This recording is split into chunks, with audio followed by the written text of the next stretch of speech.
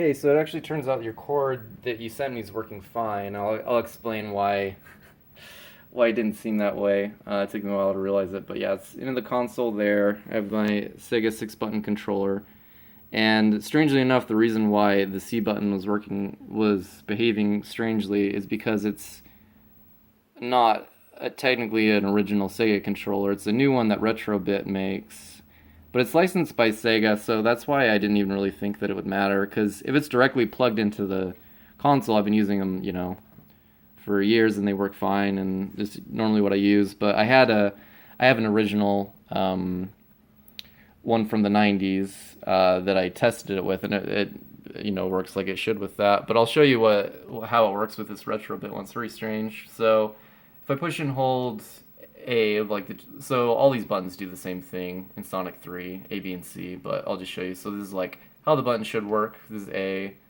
and then C was the one that was acting weird. If I push and held C, it would just, this is like acting like I'm pushing it over and over, making tails fly, when it should just hold a very long jump. And yeah, even if I tap it, you can see it doesn't do anything. It's delayed. If I hold it for long enough.